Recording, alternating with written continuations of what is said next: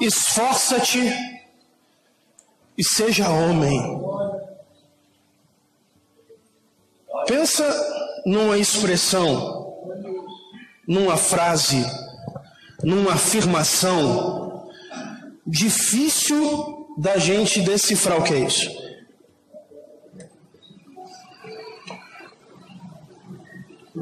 Um pai que na sua velhice, nos últimos dias de vida, passa ao seu filho responsabilidade de um reino, do governo de um povo, do povo de Deus, e faz uma recomendação dizendo: se esforce, tenha coragem e seja homem. É interessante, queridos, que nós hoje estamos vivendo em dias em que existe uma crise de masculinidade.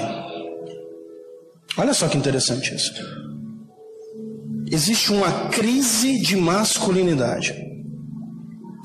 Por que uma crise de masculinidade? Porque há alguns anos atrás havia um perfil familiar muito bem definido e desenhado, que era: o homem tinha o papel de ir para o campo de batalha, o homem tinha um papel de colocar o sustento na mesa, de sair à caça para a família, ele tinha o papel de educar os filhos, e a mulher, ela era aquela que ficava em casa, que cuidava da casa, que cuidava dos filhos. Mas ao longo dos anos, dentro da nossa sociedade, é natural que a mulher, ela, às vezes, tenha uma carreira, que a mulher, às vezes, ela tenha que trabalhar fora para ajudar no orçamento doméstico, porque nós vivemos numa sociedade muito cara, uma sociedade com muito custo, e às vezes só o marido trabalhando, às vezes não é suficiente para arcar com as despesas da casa, e às vezes a mulher, ela sai de casa também com esse papel de trabalhar para ajudar o marido. E de repente, dentro da nossa sociedade, nós vemos a figura de uma mulher que ela se torna uma mulher independente, ela se torna às vezes com um papel de liderança em casa, de educadora dos filhos, uma mulher que cuida da casa, e o homem de repente vai perdendo a sua identidade. De repente o homem da nossa sociedade, ele vai deixando de entender qual é o papel dele, qual é o lugar dele na sociedade. E às vezes a única função e o único papel que o homem tem é o de progenitor. O único papel.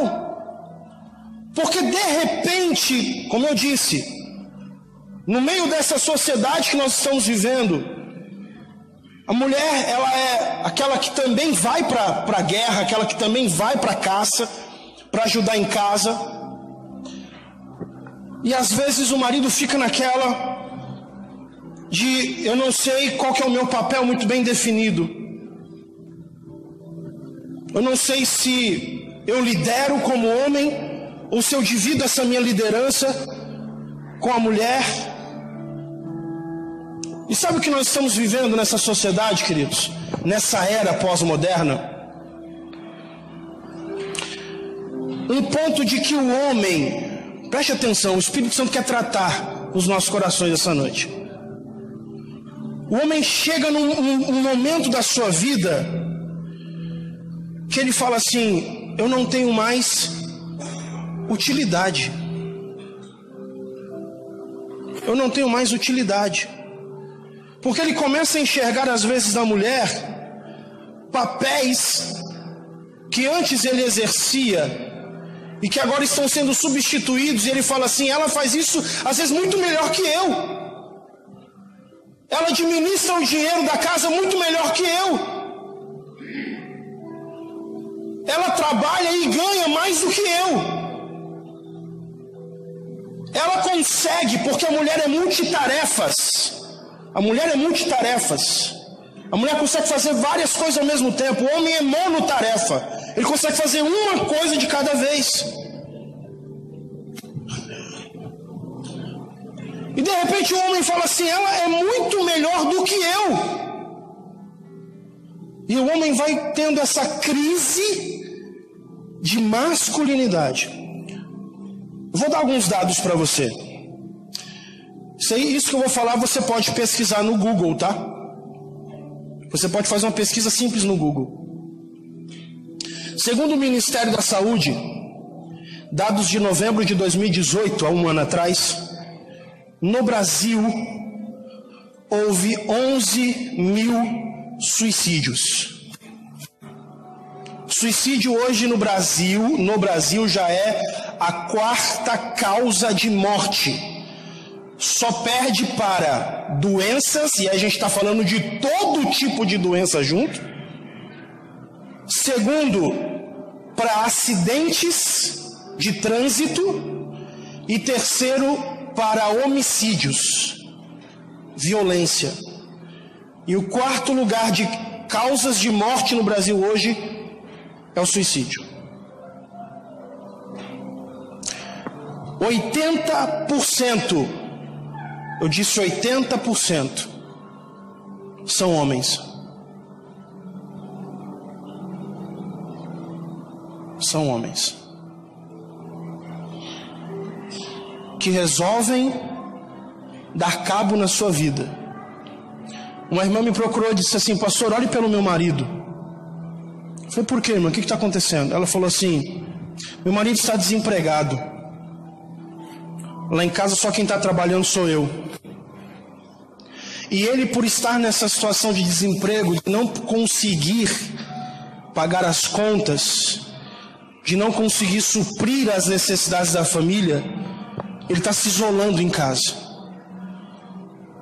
Ele quer ficar o dia inteiro dentro do quarto, ele não quer conversar com ninguém, e eu estou começando a ficar preocupado com ele. Ei, é crente. É crente, servo de Deus, porque nós estamos vivendo uma época de crise de identidade. Então, quando Davi fala para Salomão assim: esforça-te, seja homem, eu quero falar rapidamente aqui, e eu agradeço o pastor Zaqueu por me colocar antes do pastor Samuel Torralbo. Eu sei que o pastor Samuel Torralbo vai vir amanhã aqui e vai quebrar tudo, como diz no Evangeliquez. Mas eu quero falar sobre 4 papéis do homem. Rapidinho. 4 papéis que Deus confiou ao homem. Não é a sociedade que dita quais são os papéis do homem. Não é a sociedade aí fora, não é a mídia, não é a televisão que dita quais são os papéis do homem. Quem dita quais são os papéis e as responsabilidades e atribuições de ser homem é a Bíblia. A palavra de Deus, ela que é o nosso norte. Ela que é o nosso manual de fé e de prática. E eu quero falar rapidamente 4 papéis. Primeiro, Deus confiou ao homem o papel de líder da sua casa. Líder. Está na Bíblia isso? Quando o apóstolo Paulo fala assim: mulheres, sejam sujeitas ao seu marido, como a igreja é sujeita a Cristo. E vós, maridos, amai a vossa mulher, como Cristo amou a igreja, e a si mesmo se entregou por ela, sendo o próprio Salvador do corpo. Ou seja, o padrão de relacionamento, o padrão de casamento para uma família é Cristo e a igreja. Você quer entender, mulher, como você deve agir com o seu marido? Pergunte como a igreja de Cristo se relaciona com Cristo. Como que é esse relacionamento? O modelo está estabelecido, o modelo é Cristo e a igreja. É interessante isso, sabe por quê? Porque hoje em dia, nessa sociedade onde se fala tanto de feminismo, que a mulher, ela não depende do homem, que a mulher, ela é melhor sozinha do que estar junto com o homem. A Bíblia não fala de feminismo. A Bíblia fala da mulher não feminista, mas feminina. O modelo é a igreja que se relaciona com Cristo. E como eu disse, muitas vezes a mulher, ela é superior em qualidades em relação ao homem, mas ela se submete por amor. Ela se submete à liderança do marido, ela se sujeita à liderança do marido por amor. A Bíblia fala de uma mulher, uma esposa, que colocou o marido para fora. Uma igreja que colocou Cristo para fora. Que falou assim: nós não precisamos de Jesus aqui. Olha, nós temos tudo. Temos riqueza, temos ouro. Não precisamos de Cristo aqui. Colocaram Jesus para fora. A mulher que põe o marido para fora de casa. Ei, mulher, nunca mande o seu marido para fora de casa. Nunca. E Cristo estava, sabe aonde? Na porta da igreja. Eis que estou à porta e bato. Se alguém aí ouvir a minha voz e abrir a porta, eu entrarei. Sabe por quê? Porque mesmo Cristo sendo o cabeça, ele não usurpa dessa autoridade. Mesmo o homem sendo o líder, mesmo o homem tendo a responsabilidade de liderar, ele não deve usurpar isso. Eu mando aqui, quem manda aqui sou eu. Não, ele não usurpa. O modelo é Cristo e a igreja. Ele lidera como Cristo. Quem sabe o coração de João congelou. O que ele está fazendo? O mestre está lavando meus pés? Quem sabe Tiago ficou alguns segundos paralisado. Mas quando chegou em Pedro, Pedro falou: não vou aguentar. Ele falou: Senhor, nunca me lavarás os pés. Aí Jesus falou assim: Pedro, se eu não te lavar os pés, tu não tem parte. Aí Jesus vira para eles e fala assim: vocês acabaram de ver o que eu fiz? Vocês me chamam de mestre e de senhor, e eu de fato sou. E se eu, sendo mestre e senhor, vos lavei os pés, façam isso uns aos outros. O Senhor nos chamou, homens, como líderes.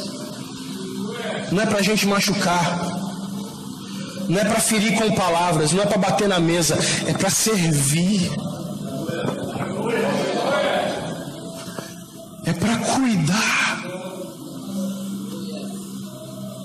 O líder, ele tem um papel de condutor. O líder é aquele que toma a decisão. O povo de Israel está lá, na frente do Mar Vermelho. Está vindo o faraó atrás com o exército para matar todo mundo. O povo fala assim: vamos procurar o líder. Vamos falar com o líder. O líder vai falar: não vai fazer alguma coisa? Ele tem que tomar decisão. Ele não é o líder. Chega em Moisés e fala assim: Moisés, e aí? Vamos morrer aqui? Eu não vou fazer. Tu que é o líder, decide.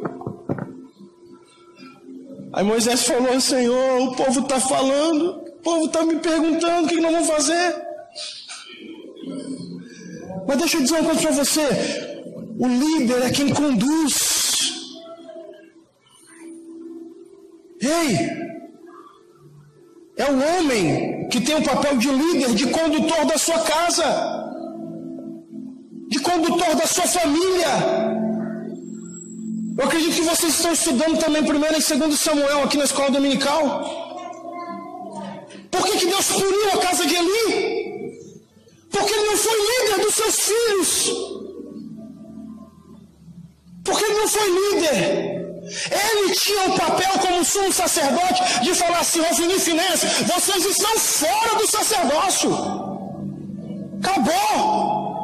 Vocês não vão mais ser sacerdotes aqui. Vocês estão pecando, fazendo um monte de coisa errada, acabou. Mas ele não teve atitude de líder. Ele deixou as coisas acontecerem. E por causa disso, Deus chamou Samuel e disse: Samuel, eu vou acabar com a linhagem de Eli, porque ele amou mais os seus filhos do que a mim. Há algumas semanas, eu tenho 3 filhos. Tenho um mais velho de 14, tenho uma menina de 12, tenho um caçula de 8. Estão lá na congregação ensaiando hoje.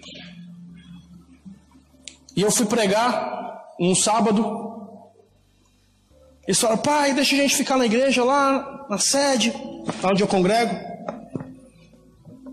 Eu falei: então eu vou deixar vocês lá, vou pregar, na volta eu passo, pego vocês pra gente ir embora.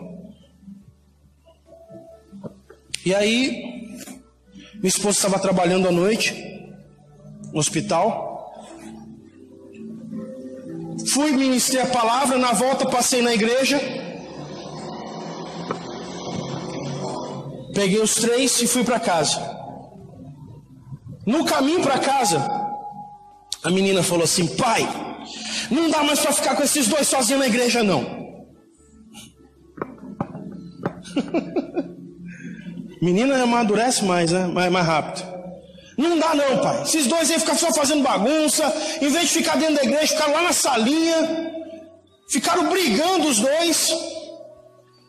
Aí eu virei para os 2 e falei assim: que história é essa? Aí ele falou: não, pai. O mais velho falou: não, porque o João queria ficar aqui, lá na salinha. E eu falei para ele que aqui não era só dos adolescentes. As crianças tinham que ficar lá na igreja. E ele não queria ir para a igreja. E eu fui e dei um soco nele. Aí o João, que é o caçula de 8, falou assim: não, aí eu fui dar um soco na barriga dele. Aí eu fiquei pensando, os irmãos da igreja falando: não, só os filhos do pastor aqui. E eles conversando com uma maior naturalidade. Não, eu dei um soco no ombro, aí ele foi me dar um soco na barriga. E aí a gente ficou brigando, e eu mandei ele para lá, ele não queria ir. E eu no caminho andando para casa pensando: Espírito Santo me ajuda, o que eu faço? O que eu faço? O que eu faço? Chegamos em casa. Falei para os 2 assim, os 2 para o quarto. Eu estou dentro do quarto, eu puxei as cintas. Os 2 já: pai. Eu falei: calma. Primeiro presta atenção no que eu vou falar. Tá bom? Ah, meu irmão, eu acho que o olho é saltado do buraco. E como diz no ditado, rezei o beabá. Falei: vocês vão para a igreja para ficar dentro da igreja, não é para ficar em salinha, não é para ficar brigando. E falei. E tudo que eu falava eles faziam assim. Entendeu? Entendi. Falei: agora, para não ficar só nas minhas palavras,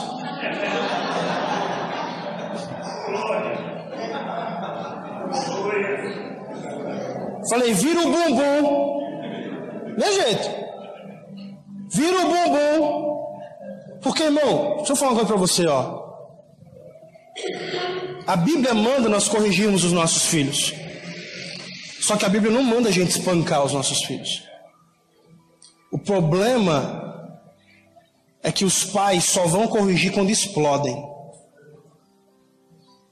Quando estão possessos de raiva. E às vezes descontam a raiva, toda a carga de raiva, nos filhos. Eu fui pastor de igreja há 10 anos. O que eu já ouvi de pessoas traumatizadas, porque tinham pais violentos, pais que não mediam onde iam bater, pais que não mediam com o que ia bater, com fio, com vassoura, com não.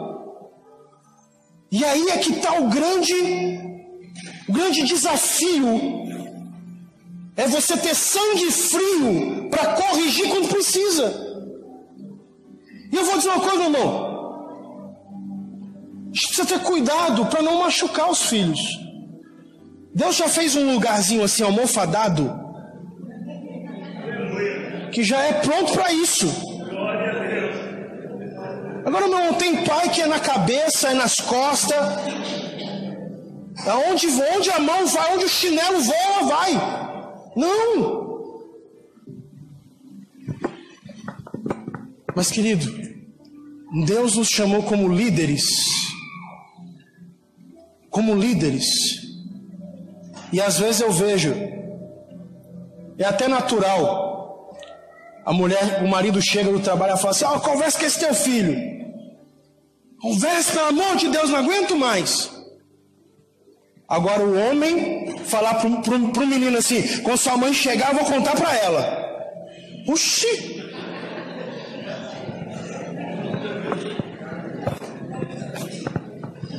Tem homem aqui?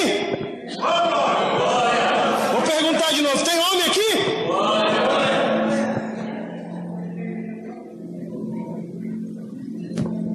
Provérbios fala assim: fustigue a criança com vara, mas não lance a sua mão para o matar.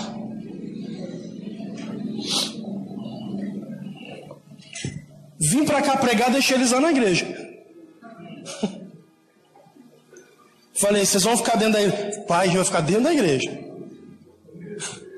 Então tá bom. Falei: Ana Clara, quando eu passar lá na volta você me conta. Líder, aquele que conduz, aquele que toma decisão. O líder, ele pode ouvir opiniões, com certeza, deve ouvir.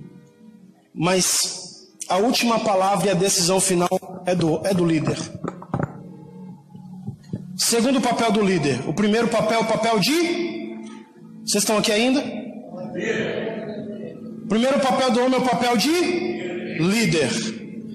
Segundo papel do homem, Deus confiou aos ombros do homem, é o papel de provedor. Provedor. Irmão, a mulher, ela pode tranquilamente, mas tranquilamente, falar para o marido assim: olha, eu não vou trabalhar, eu vou ficar em casa, cuidando da casa, cuidando dos filhos, e você vai ter que me sustentar. Está na Bíblia isso. Agora o marido não pode virar para a mulher e falar: você vai trabalhar e eu vou ficar em casa. Porque está sobre os ombros do homem o papel de ser provedor, o papel de cuidar da sua família. Está sobre os ombros do homem. A mulher, ela pode sim ajudar, ter uma carreira, auxiliar no orçamento doméstico, mas o papel de suprir as necessidades é do homem. Não tem jeito. E existe uma pressão, eu sei porque eu sou homem. Existe uma pressão na sociedade, sabe qual é a pressão?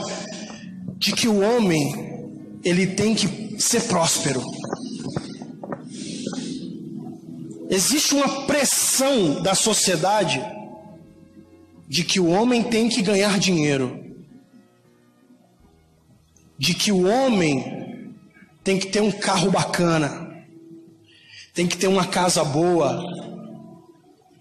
O homem, ele tem que ser... Existe essa pressão da sociedade. Porque hoje em dia nós vivemos numa época e numa era de status. De status. Não basta a pessoa ter um celular. A pessoa tem um celular, tem lá o Samsung lá, não sei o que, moto não sei o que. Aí lança lá o iPhone não sei quanto. A pessoa fica, não, eu preciso daquele celular. Não, mas seu celular não está funcionando? Você não está usando os aplicativos normal? Não, mas eu preciso daquele outro que lançou. Aquele outro que é mais fino, que é mais não sei o quê. Daqui a pouco vão lançar o celular que você joga no chão e vira um Transformer. Não, eu preciso daquele. Porque nós vivemos uma era de status. O que conta é o status. Não basta ter um carro bom. O homem quer o carro. Ele quer o carro. E eu não sei o carro de ninguém aqui não, tá? Mas o homem ele anda num carro bom, num carro legal, mas passa um carro importado, ele já olha e fala: ô Senhor, abençoa, eu tomo posse. Eu tomo posse, Senhor. Só que o carro que você tem, ele te leva onde você precisa? Vai no mesmo lugar que qualquer outro carro, mas não, o homem ele precisa de status. E tem uns homens que ainda entram no carro, põem um óculos escuro, aí mesmo, aí ele, põe o ombro assim na janela, se acha o rei mesmo. Porque existe essa pressão da sociedade. E às vezes tem muitos homens que por não estarem dentro desse padrão que a sociedade estabeleceu, às vezes se sentem frustrados, se sentem rebaixados. Mas deixa eu dizer uma coisa para você, querido. Deixa eu dizer uma coisa para você. Olha a promessa que Deus faz para nós. Ele diz assim, bem-aventurado é o homem que não se detém no caminho dos pecadores, que não ouve, não anda segundo o conselho dos ímpios, nem se detém no caminho dos pecadores, nem se assenta na roda dos escarnecedores. Antes, ao invés disso, tem o seu prazer na lei do Senhor, e na sua lei medita de dia e de noite. Pois, olha a promessa, esse homem será como uma árvore plantada junto ao ribeiro de águas, cujas folhas não caem, que dá o seu fruto na estação própria, e tudo quanto fizer prosperará.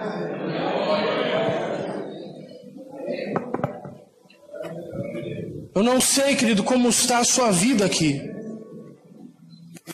mas o Senhor, que é Pai, te dará condições para que você possa suprir as necessidades da sua família. O Senhor te dará condições. O Senhor vai te ajudar para que não falte o pão na mesa dos seus filhos. Entenda que tudo que nós passamos na nossa vida, no final vai se transformar em bênção. Isso está na Bíblia. Todas as coisas cooperam juntamente para o bem daqueles que amam a Deus e daqueles que são chamados pelo seu decreto. Se você ama a Deus, mesmo que você esteja passando numa prova, numa luta financeira, no final, isso vai se tornar em bênção para a sua vida. Terceiro papel.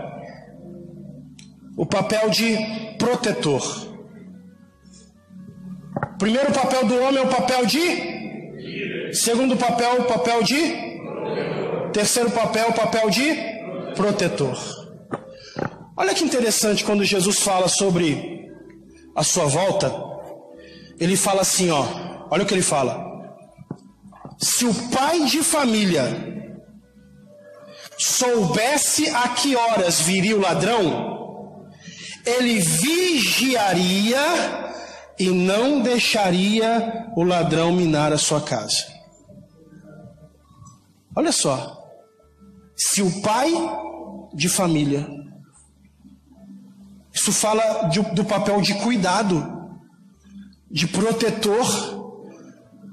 Jesus estava dizendo assim, claro que Jesus estava relacionando isso com a sua volta, mas ele disse assim, olha, se o homem, o líder da casa, o chefe de família, o marido soubesse, ele ia falar assim para as crianças, pode dormir, esposa pode dormir, eu vou ficar vigiando para defender vocês. É papel do homem de proteger. Proteger. Ser protetor da sua casa. E deixa eu dizer uma coisa para você. Nenhuma mulher tem dificuldade. Vou repetir isso aqui. Nenhuma mulher tem dificuldade de se submeter a uma liderança que ela se sente cuidada, que ela se sente protegida. Quando eu cheguei aqui em São José, eu vim para cá para pastorear uma igreja, eu sou de Santos. E quando eu cheguei, resumindo a história para você entender, eu cheguei aqui, vim enviado por uma igreja, por um ministério. O meu de 14 tinha 1 ano e 2 meses. Minha menina de 12 anos tinha cerca de 20 dias de nascida. E nós viemos para cá. Minha esposa veio igual Abraão, sem saber para onde ia. Ela saiu de lá, veio, nem sabia nem onde ia morar. E nós chegamos aqui com a promessa de que nós íamos pastorear a igreja, nós íamos receber um salário mínimo na época. Nós íamos ir até a casa pastoral, a casa no fundo da igreja, e uma cesta básica. E nós viemos para cá, começamos a trabalhar. E com 7 meses que eu estava aqui em São José dos Campos, o meu pastor me liga e fala assim, Paulo, não tenho mais como te manter aí. A única coisa que eu posso fazer é mandar o caminhão buscar suas coisas. E aí eu falei, pastor, nós viemos para cá numa direção de Deus. Deus falou conosco. Ele falou, então Paulo, você está por sua conta e risco. E eu estava aqui, eu não tenho parente nenhum aqui em São José dos Campos. Nenhum. O parente mais próximo que eu tenho são 2 tios que moram em Pindamonhangaba. Mais próximos. Minha mãe mora em Santos, meu pai em Fortaleza, só para você ter uma ideia. Não tenho parente nenhum. E tem um irmão que mora em Goiânia, olha só, é quase um mapa mundi. E aí eu falei, pastor, então fica tranquilo, o Deus que nos mandou para cá é o Deus que nos vai sustentar. E aí, meu irmão, quando o telefone bateu, o Espírito Santo falou para mim assim, bem-vindo ao meu discipulado. Aqui é onde o filho chora e a mãe não vê. Aqui não tem papai, não tem mamãe. É eu e você. Meus 2 filhos tomavam NAN. Você sabe por que NAN chama NAN? Sabe por quê? Porque você vai no mercado, quando você vê o preço, você fala, não.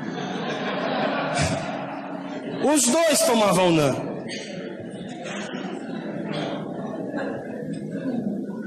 Aí um dia, a esposa veio e falou assim, ó, acabou o leite. 2007 isso. Acabou a fralda das crianças. E o último arroz eu coloquei na panela. Aí eu fiz aquela pose de dono da casa, líder da casa, e falei, fica tranquila, eu vou dar um jeito. Saí da casa que ficava nos fundos, fui para dentro da igreja e comecei a chorar.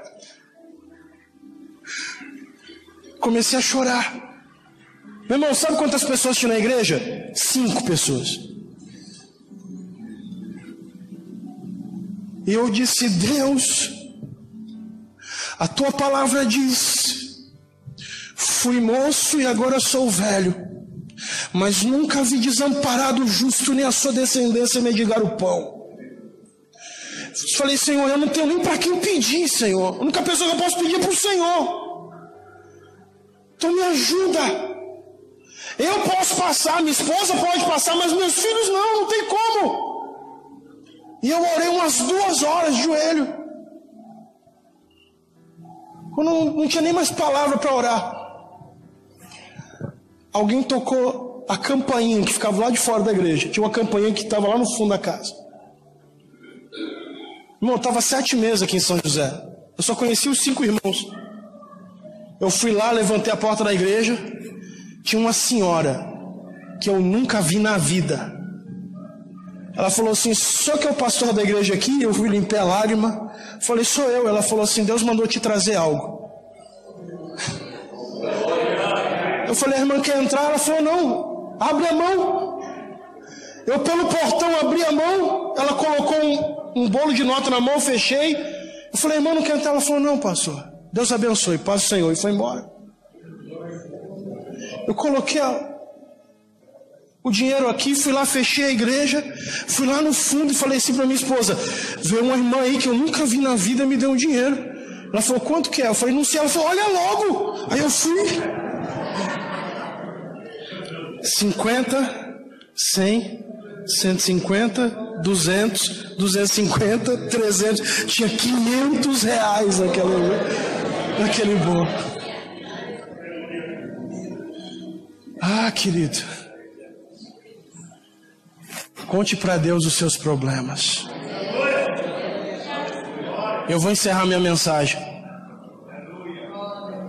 O quarto papel do líder, o quarto papel do homem. O quarto papel do homem é cumprir o seu propósito.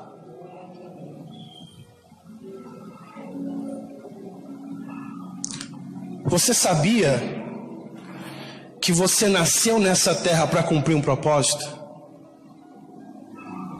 Você não está aqui por acaso. Você não nasceu simplesmente porque seu pai teve uma relação sexual com a sua mãe e aí ela engravidou de você e você veio e nasceu como uma ação natural da vida. Não. Você está aqui por um propósito. Vou te provar isso na Bíblia. Jeremias: sim, Senhor, antes que tu saísse da madre, eu te conheci. E antes que viesse no ventre, eu te santifiquei. As nações eu te dei por profeta. Ah, Senhor, mas eu não sei falar porque eu sou uma criança. Não digas eu sou uma criança, porque aonde quer que eu te mandar irás, e tudo quanto eu te mandar tu falarás.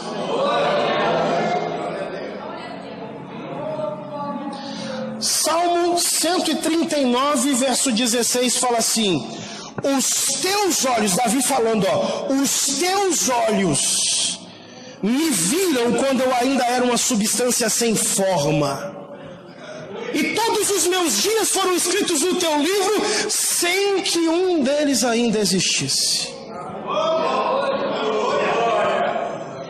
Você existe por um propósito. Até Salomão,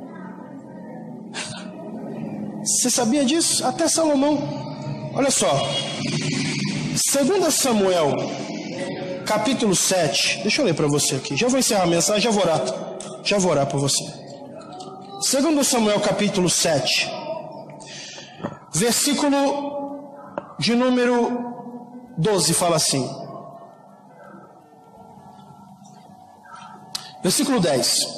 Deus falando para Davi: prepararei lugar para o meu povo, para Israel, e o plantarei para que habite no seu lugar, e não seja mais perturbado, e jamais os filhos da perversidade o aflijam como dantes.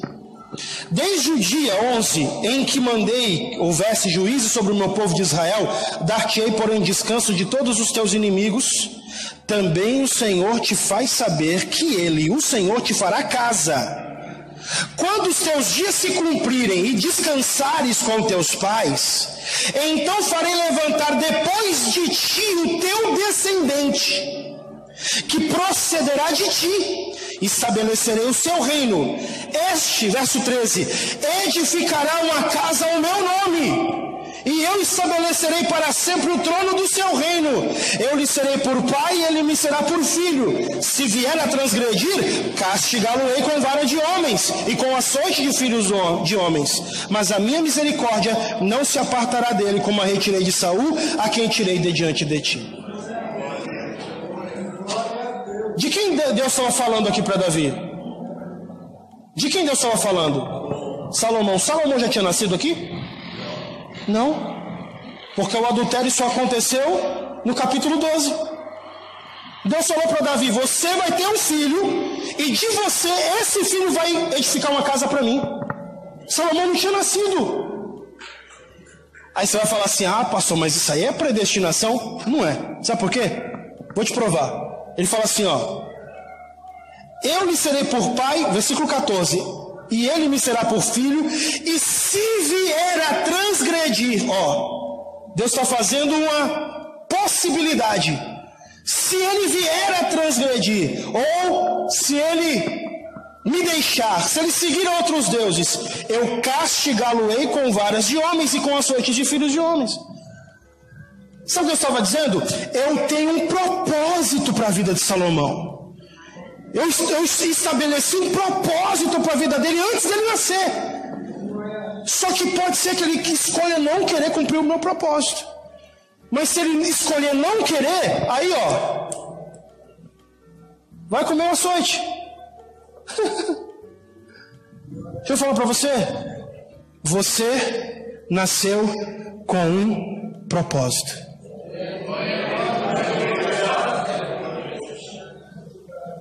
Você sabe por que tem muitos homens aí tirando a sua vida? Porque vivem a vida sem propósito. Tem homens que chegam a um determinado ponto da vida, não sei se você está passando por isso, mas chega um momento, determinado ponto da vida, que ele fala assim: será que a minha vida é só isso? É só pagar a conta? É só pôr comida na mesa? Será que é só isso? É só cuidar dos filhos, ver os filhos crescer, casar os filhos, ver os netos? O que eu estou fazendo aqui nessa vida? Ele começa a dizer: minha vida não tem sentido. Sabe por que muitos homens pensam isso? Porque ainda não descobriram o seu propósito.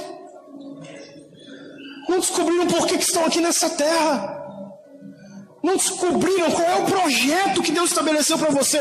No dia que você descobrir o teu propósito, ah, meu irmão, todos os dias você vai acordar dizendo: Senhor, me dá mais vida. Senhor, não deixa eu morrer agora não. Senhor, eu quero viver um pouquinho mais, porque eu quero cumprir o meu propósito. Você não vai acordar mais de manhã dizendo: ah, meu Deus, mais um dia de trabalho, mais uma segunda-feira, mais uma semana, ó vida, ó céu, ó azar. Não, você vai acordar na segunda de manhã dizendo: eu estou acordando para cumprir mais um dia do meu propósito.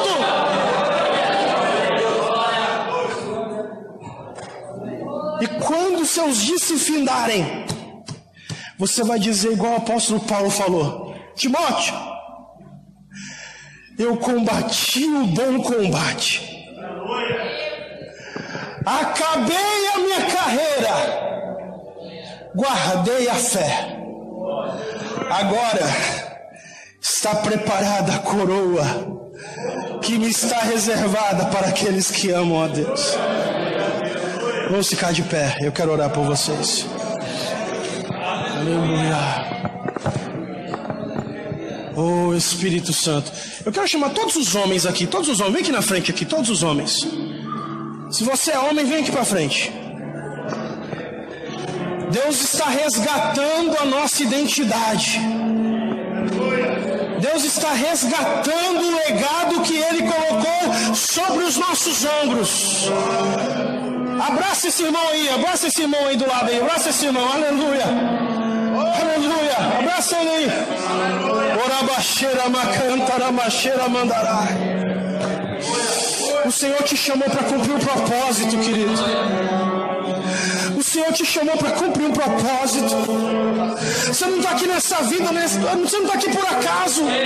Você não está aqui existindo simplesmente para sobreviver, para pagar conta. Não, você não está aqui simplesmente para cuidar dos filhos, para constituir família, não. Você tem um propósito. O Senhor vai fazer com que você deixe um legado para as futuras gerações. Oh, Espírito Santo. Você vai fazer o seguinte, nessa oração, você não vai orar por você não. Você vai orar pelo irmão que está do seu lado. Você vai interceder por ele. Espírito Santo de Deus, em nome de Jesus. Aqui está, Senhor, esse exército de soldados valorosos.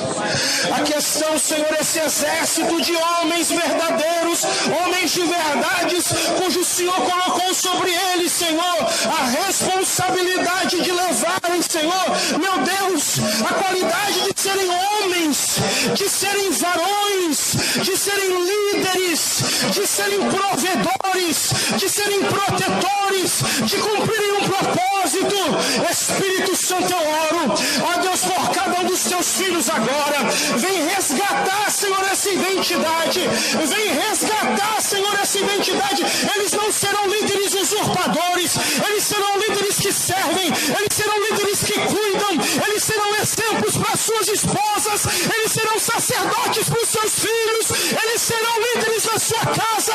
Exemplos na sociedade. Exemplos de honestidade. Exemplos de integridade.